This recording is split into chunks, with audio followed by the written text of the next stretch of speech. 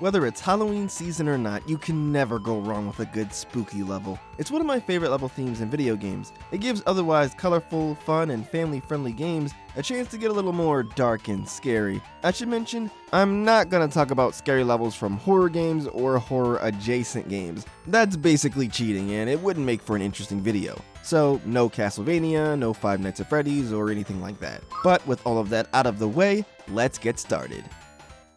The first spooky level I want to talk about is the Subcon Forest from the 2017 game A Hat in Time by Gears for Breakfast. A Hat in Time is a 3D platformer with an emphasis on collecting items, similar to games like Super Mario Galaxy. You play as an alien called Hat Kid, who's searching for these hourglasses called timepieces so she can get back home after being knocked off course by a visit from the Mafia. Hat Kid's ship is divided into multiple areas which are opened up by collecting timepieces, and each one gives you access to a new world to go to. The world that you gain access to from Hat Kid's bedroom is the Subcon Forest. Almost as soon as you enter the forest, you're caught in a trap set by this evil, shadowy figure who never quite grasped the concept of an indoor voice.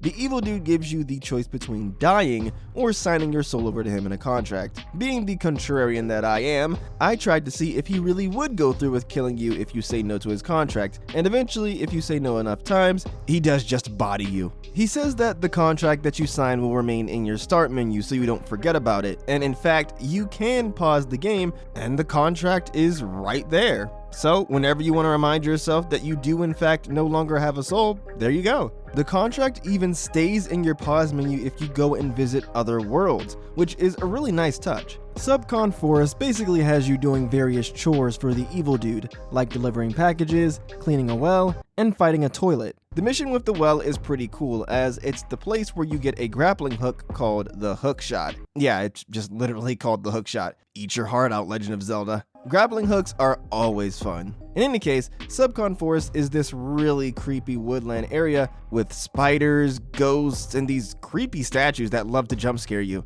The forest has a number of captivating gimmicks, like these hands in the water that slow you down until they eventually just drag you into the abyss, and also these ghostly structures that normally are intangible, but if you ring these bells, they become solid for a brief period of time, allowing you to platform on them. It isn't like the disappearing and reappearing blocks from Beat Blocks Galaxy and Super Mario Galaxy 2, where the blocks instantly switch between states of being solid and intangible. No, when you hit the bell, it creates this sort of spherical field that grows smaller and smaller as time goes on. The parts of the platforms that are within the sphere are solid, while the parts that aren't are intangible. It's more of a gradual analog thing as opposed to a strictly digital on/off scenario, which I think is pretty cool. Probably the most memorable segment of this world is the fourth act, Queen Vanessa's Manor. This level really plays up the horror of the world. In this act, you go inside of the mansion of this scary old hag, and you try to avoid her as you make your way to the attic to complete a job from the evil shadow dude. In this level,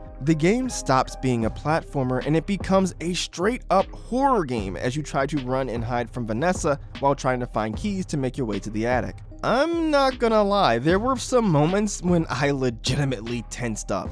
Vanessa will insta-kill you if she catches you, and it's implied from the various frozen corpses throughout the manor that she kills you by freezing you to death. Even in a pretty scary level, A Hat in Time manages to still show off its great humor with one of my favorite gags in the game. You're in this mansion, alone, trying to avoid detection from this horrifying lady, and then when you hide in this closet,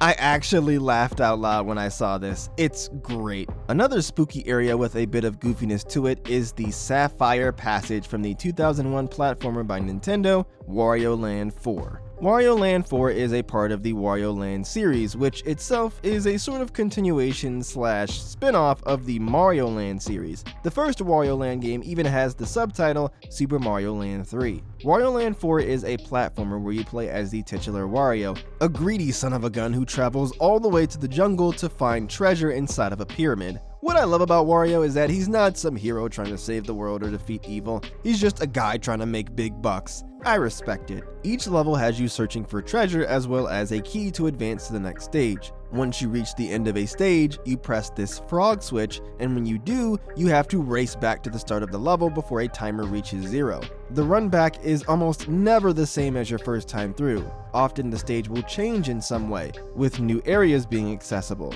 Sapphire Passage is a horror-themed area from Wario Land 4, and it has 4 levels as well as a boss fight. The first stage in this area is Crescent Moon Village, a haunted town at night filled with skeleton birds, bats, and hooded axe murderers. There's also this scary looking big pirate ghost, but he's honestly pretty chill. He doesn't bother you at all, unless you have the level's key, which he'll try to steal from you. The next stage is Arabian Night, and as you might expect, it's an Arabian desert themed level at night. There are these magic carpets which you can use to move around the level with much more freedom. The axe murderers are back this time, but instead of wearing hoods, they're wrapped in bandages. If you are going to reuse enemies, I do think a good way to do it is to reskin the enemies to better fit the new environment. The third level, Fiery Cavern, doesn't really fit the horror aesthetic at all, but it is still a memorable level as the stage starts off like you'd expect, being a fiery cavern filled with lava. But once you hit the frog switch, the level freezes over and becomes an ice level. Even the enemies that threw boulders at you in the first half of the stage transform into these Yeti-looking monsters in the second half.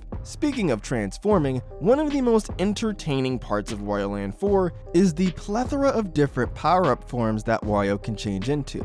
Those skeleton birds that I mentioned earlier can shoot these projectiles that'll turn Wario into a zombie. Zombie Wario looks pretty gnarly, and the official artwork of this form is honestly pretty creepy. Zombie Wario is slow and sluggish, but he can pass through these one-way floors which can give you access to some new areas.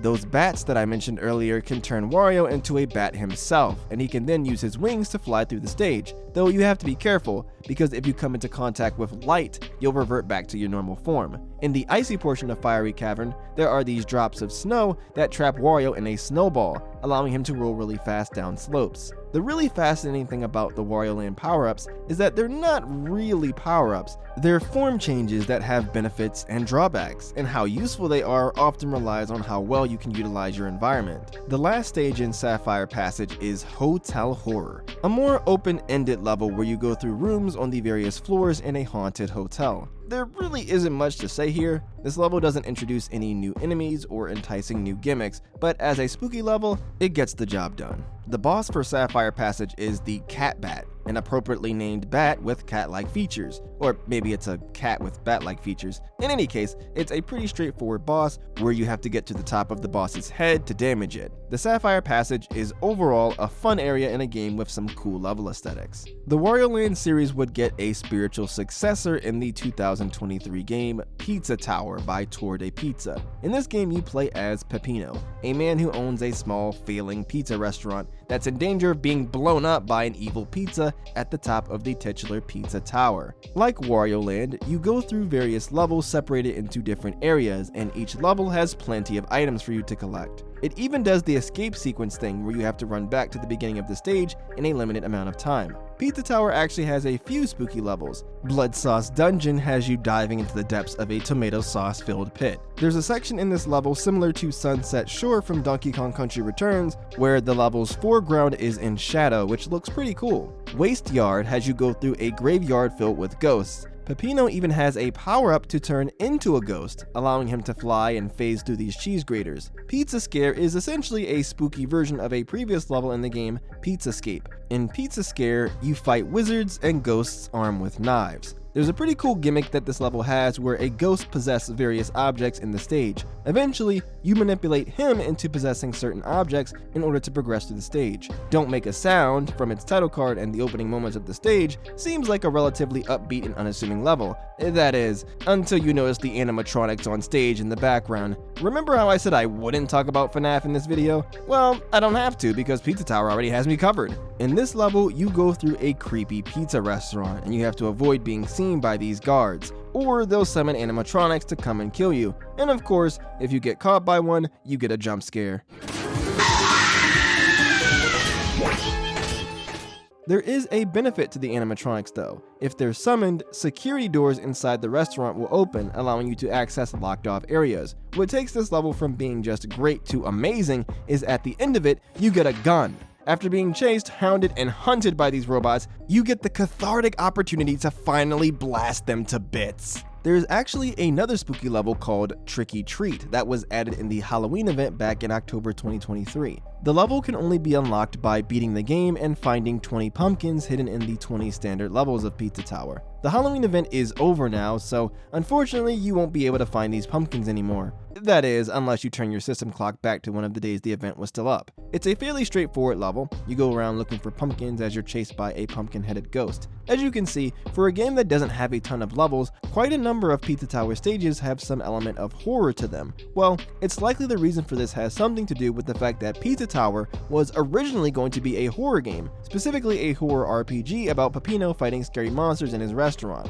Over time though, obviously, the game ended up becoming something completely different. Speaking of something completely different, let's move on to our next game of the day, Celeste. Celeste is a 2018 platformer developed by Extremely OK Games. In this game, you play as a woman named Madeline, who's trying to climb the titular Celeste mountain as she deals with her own personal issues. Celeste is a game about struggle, and fittingly, the game is really hard. One of the levels that gave me a hard time on my first playthrough is Chapter 3, The Celestial Resort. This chapter takes place in a nearly abandoned hotel on the mountain. I say nearly because there is one person still staying at this hotel, a ghost named Mr. Oshiro, who apparently worked as a member of the hotel staff while he was still alive. He really wants Madeline to stay at the hotel, but Madeline is not too interested. She's a nice gal though, so instead of agreeing to stay, Madeline ends up helping clean the resort for Mr. Oshiro since it's filled with bugs, towels, and black and red slimes that instantly kill you. It's clear early on from how anxious he is and how he has a habit of talking to himself that Mr. Oshiro is not exactly doing the best mentally. Along the way, you run into another visitor at the hotel, Madeline's friend Theo, who's also been journeying up Celeste Mountain. While Madeline really wants to help Mr. Oshiro, Theo is not as enthusiastic about sticking around. He realizes that while it is nice that Madeline wants to help Mr. Oshiro, neither of them are experts on dealing with this sort of stuff, and they should get out of this creepy hotel while they still have the chance. Madeline, though, decides she really wants to try to help Mr. Oshiro. Even after cleaning up, Mr. Oshiro is still adamant about Madeline staying in the hotel, and eventually Madeline's evil dark side, Madeline, because yeah, I forgot to mention she has one of those, shows up and she calls Mr. Oshiro's hotel a dump that no one would ever want to stay at. While it was harsh, Madeline's insults do cause Mr. Oshiro to realize that Madeline doesn't want to stay, finally giving Madeline an opportunity to leave. Unfortunately, Madeline continues to insult Mr. Oshiro, causing him to finally crack and start attacking you. This leads to the final part of the stage where you run from Mr. Oshiro. Mr. Oshiro does eventually calm down and he retreats back to his hotel, obviously saddened. I really like this chapter because it tackles some pretty real themes. I like how Madeline just continuing to be really nice and passive when it comes to Mr. Oshiro doesn't end up getting her anywhere, and it honestly ends up making the situation worse because Mr. Oshiro feels betrayed once Madeline shows up and starts insulting him. It shows that sometimes you have to put your foot down, though obviously Madeline does take things too far. Mr. Oshiro is not a bad dude, he just really wants other people to appreciate the hotel that he really loves. However, Mr. Oshiro lets his own insecurities get to him, causing him to become pushy and unreasonable. He takes someone not wanting to stay at his hotel as a personal insult, and that hurts his self-esteem. In one of the cutscenes during the chapter, we see the black and red insta-kill slimes come from out of Mr. Oshiro, cluing us in that the slimes that we've been trying to avoid throughout the level are physical manifestations of Mr. Oshiro's insecurities. Those slimes even end up forming a wall between Mr. Oshiro and Madeline, symbolizing that she'll never be able to reach him. Like Theo says, he and Madeline are just regular people. They aren't equipped to deal with Mr. Oshiro's situation, but Madeline, in her attempt to help Mr. Oshiro, only ended up making things worse, and she nearly got herself killed. What adds another layer to an already complex cake of emotions is that Madeline implies that Madeline is only trying to help Mr. Oshiro out of a self-important desire to make a difference in the world, so that Madeline can feel good about herself. Because like Theo said, the best way to help Mr. Oshiro is to get him someone who actually knows what they're doing. There's an old saying, only firemen should play with fire. Actually, I just made that up. But the point is, know your limits, and don't be afraid to ask for help. Okay, that got a little dark. Let's move on to something a bit more upbeat. A little weird to say that in a video about horror levels in games, but anyways, let's talk about Halloween Town from the Kingdom Hearts series. Kingdom Hearts is a 2002 hack-and-slash RPG platformer developed by Square, now Square Enix, where you control a boy named Sora on a quest to find his friends, Riku and Kairi, as he battles the forces of darkness known as the Heartless. In his quest to find his friends, he meets various Final Fantasy characters, and he visits several worlds based on Disney movies and animations. In the first game in the series, one of the later worlds that Sora can potentially go to is Halloween Town. I say potentially because Halloween Town is actually one of the semi-optional worlds in the game. I say semi-optional because in order to beat the game, you need to beat 2 out of a group of 3 worlds consisting of Halloween Town from the 1993 film The Nightmare Before Christmas, Monstro from the 1940 film Pinocchio, and Atlantica from the 1989 film The Little Mermaid. Speaking of Atlantica and Halloween Town actually share something in common, and that is, they both give Sora and his friends, Donald and Goofy, new designs. In Atlantica, the guys were made to look like they were part sea creature, and the Halloween Town designs made the trio look all dark and scary looking. I love the idea of redesigning the characters to make them fit the aesthetic of the world they're going to. It really helps to make it feel like the characters are a part of the setting of the movies. Halloween Town even takes it a step further and does what Wario Land 4 did with the Axe Murderers, and it gives some of the enemies alternate designs to fit Halloween Town's vibe. The enemy designs look more weathered and stitched together. I would love it if every world got alternate costumes for the protagonists and the Heartless. Halloween Town is one of my favorite Disney worlds in Kingdom Hearts 1. The level starts off simple enough. You get to the world and you encounter some Heartless enemies. But strangely, the Heartless who usually viciously attack you don't do anything. They're not aggressive because they've been trained by Jack Skellington, the protagonist of the Nightmare Before Christmas film. The idea that these instinct-driven monsters can be domesticated is a really cool and funny idea. However, why I really enjoy this level is because of the final area of the world, Oogie's Manor. It's this huge tower that the villain of the movie, Oogie Boogie, ends up fusing with, leading to the final boss of this world being Oogie Boogie fused together with his own house, becoming this huge monstrosity. You have to climb up Oogie Boogie while destroying these purple weak spots. I really enjoyed this boss fight because it kind of encapsulates why I love Kingdom Hearts 1 so much. It's a good blend of combat and platforming, and it gives you the freedom to approach the challenge how you want to. Fortunately, Halloween Town would appear in some of the later games in the series. It shows up in the second game in the series, Kingdom Hearts Chain of Memories, as well as Kingdom Hearts 358 Days Over 2. However, easily its most impactful return came in Kingdom Hearts 2. Now, if you've seen The Nightmare Before Christmas, and honestly you probably would have realized this just from the title of the movie, you'd know that there's not only a Halloween theme to this world, but also a Christmas one. The first game opted to only focus on the nightmare part of the movie and not so much the Christmas part. Thankfully, Kingdom Hearts 2 remedied this by bringing back Halloween Town and making the second part of the level Christmas Town from the movie. In this area of the game, Sora and Co are given new alternate costumes to fit the Christmas theme, and man do I love Sora's design here. It manages to capture both the spooky and Christmassy parts of Halloween Town. Fortunately, the KH1 Halloween Town outfits are still used when you're in the Halloween portion of the world in KH2, so this world is pretty unique in that it has 2 alternate outfits for the gang. But with Halloween Town out of the way, I think this is a good place to wrap things up. I know, I only talked about a handful of games in this video. You're probably saying, hey, you didn't mention this spooky level. You didn't talk about that scary level. Listen, there's only so much I can talk about in a single video without it getting out of hand. Don't worry, I can make another video like this. Halloween season is right around the corner after all. So, if there is a spooky level in a non-horror game that I didn't mention in this video, feel free to let me know about it in the comments, and there's a chance it could show up in a future video. If you want to see more videos like this one, I'll have a playlist on screen now with a bunch of other videos that I've done where I talk about levels, mechanics, and tropes in video games. With all of that out of the way though, I'm gonna head out. So, thanks for watching y'all, and have a great rest of your day.